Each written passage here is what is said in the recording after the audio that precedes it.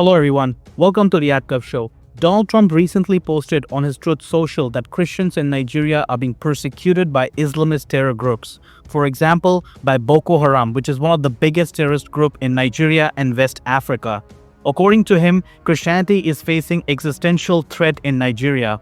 He wrote that if Nigerian government is failing to protect Christian lives, that American military will take action against those Islamist terror groups in order to protect Christian lives. They're killing record numbers of Christians in Nigeria. And they have other countries very bad also.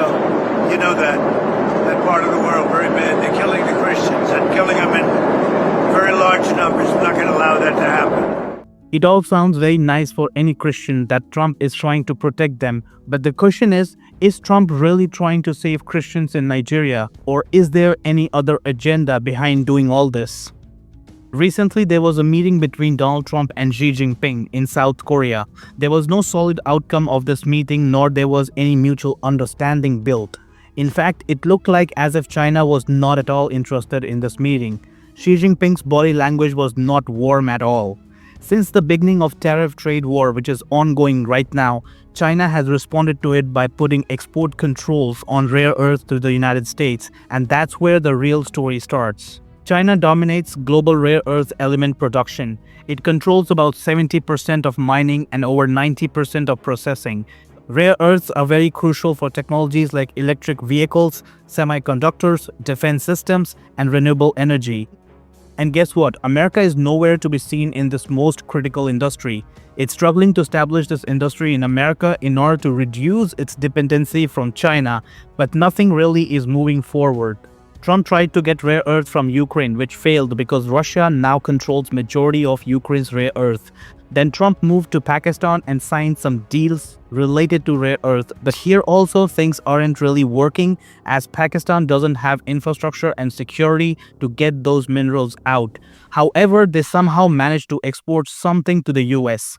Now let's talk about Nigeria, which is fourth largest holder of rare earth minerals.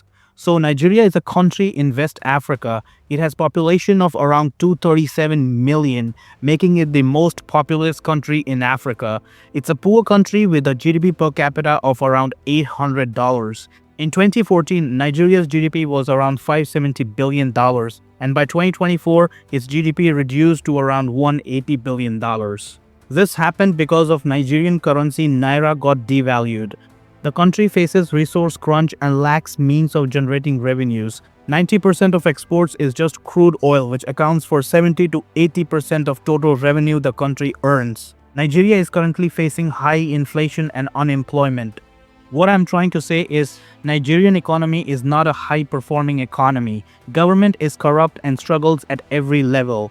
Now this is the religious distribution in Nigeria. North Nigeria is dominated by Muslims and South Nigeria is dominated by Christians. It's almost 50-50. However, the exact and reliable data related to religious demographics is limited because the last full census, which happened in 2006, omitted religion, and the planned 2023 census also excluded it due to sensitivities. This hints that one side of religious demographics, and it's probably Christianity, is facing a radical decline in Nigeria.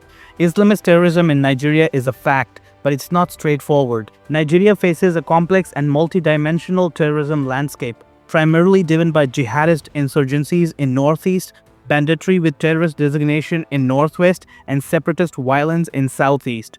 There are at least 5 major terrorist groups in Nigeria which are actively operating. The biggest and the most dangerous terrorist group is Boko Haram, which was founded in 2002. It's pretty old and has been around for some time. There has been an allegation that this group received funding from USAID. Who gets some of that money? Does that name ring a bell to anybody in the room? Because your money, $697 million annually, plus the shipments of cash funds madrasas, ISIS, Al-Qaeda, Boko Haram, ISIS Khorasan, terrorist training camps. That's what it's funding. Boko Haram is an Islamist group which wants to overthrow the Nigerian state and establish Sharia law in 12 states in North Nigeria. Its founder Muhammad Yusuf released a manifesto in 2009 stating, and I quote, "We want to establish an Islamic state where the Quran and Sunnah will be the guiding principle. We reject democracy, we reject Western education, we reject the Nigerian constitution.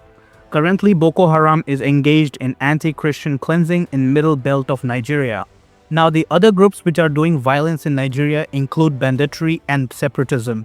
These groups aren't driven by religious ideologies and are mostly secular in nature.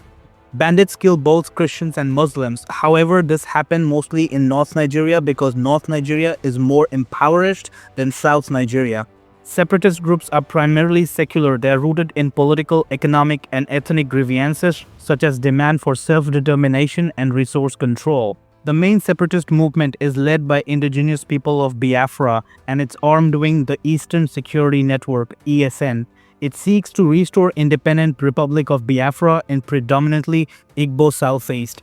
This agitation focuses on federal government failures in security, equitable resource allocation, and political inclusion, rather than imposing a religious state or targeting based on faith alone. However, religious elements are intertwined as a secondary motivator, particularly among Igbo Christians who perceive threat of Islamization. They have a fear of northern Muslim dominance which could erode their Christian identity and cultural autonomy. These perceptions fuel mobilization but do not define the core ideology, which remains nationalist and secular. Now, Christianity is definitely on decline in Nigeria, but saying that it's happening only because of Islamist violence is dangerously oversimplification of the situation, which Donald Trump probably doesn't understand at all. Nigeria is a very unequal country. South Nigeria is more developed than North Nigeria because all the oil fields are in South Nigeria. Government fails to do proper distribution of oil revenues because of corruption and lack of good institutions. In such conditions, violence is very normal and natural thing to happen. Now, North Nigeria may not have oil, but guess what? It has massive reserves of rare earth minerals. Nigeria does export these rare earth, mostly to China, which dominates global rare earth processing. However, Nigeria's rare earth sector is nascent and underdeveloped, with exports primarily consisting of raw or semi-processed ores rather than refined products. Production ramped up in 2024 to 13,000 metric tons, which was an 80% increase from 2023. Placing Nigeria among the top 10 global producer of rare earth for the first time. This growth is driven by new mining operations and foreign investments, which is also coming from China. Trump talking about saving Christians in Nigeria is most likely an excuse to enter Nigeria and shift the rare earth supply chain from China to the US. However, it's not an easy task. Nigeria's location is very strategic. If the US somehow manages to get a strong foothold in the country, then it can dominate the entire West Africa and also Sahel region.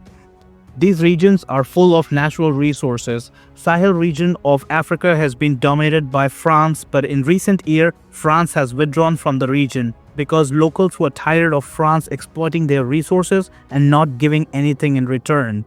Countries like Burkina Faso had a coup with the help of Russia.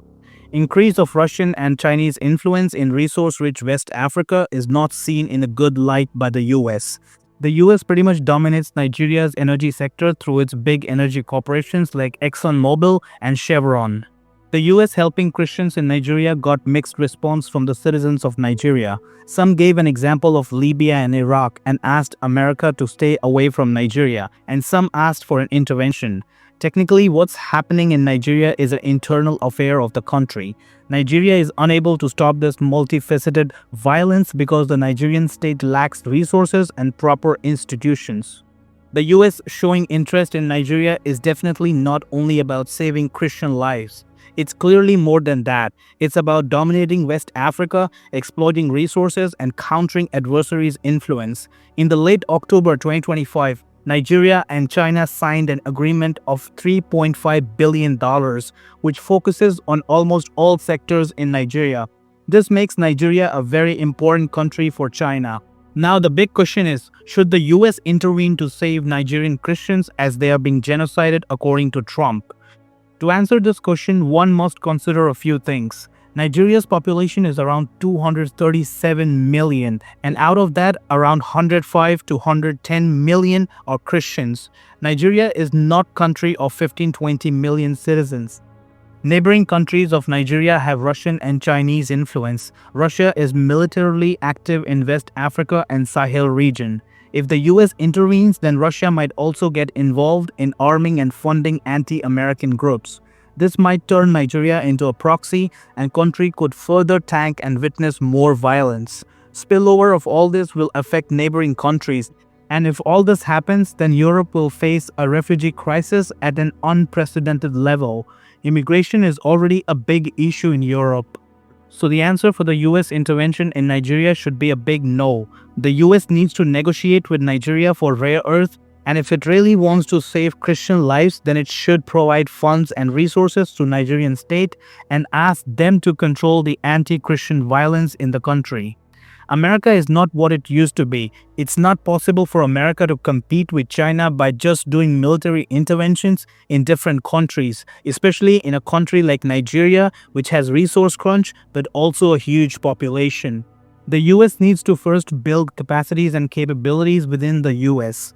Rare earth industry isn't easy to establish for any country. It's complex and requires huge investments. For every 1 ton of rare earth mineral processed, 2,000 tons of toxic waste is produced. The simple reason why China dominates rare earth refining is because it's big enough to store all toxic byproducts. The world's largest rare earth mine, Bayon Obo, which is in China, has produced over 70,000 tons of radioactive thorium. So the final conclusion is, yes, Christian population is on decline in Nigeria, but it's not only because of violence. Forceful conversions are also happening. American intervention is not to save Christians but to steal resources and counter China, which will only make the region more messy. America wants to regain the lost Western influence in that region. And finally, Trump is playing a big gamble. Any kind of mistake will backfire through more violence and refugee crisis. So what do you think about America's intervention in Nigeria and overall Africa? Let's keep the conversation going in the comment section. If you found this analysis insightful, then don't forget to like, share, and subscribe. I will see you in the next video. Peace out.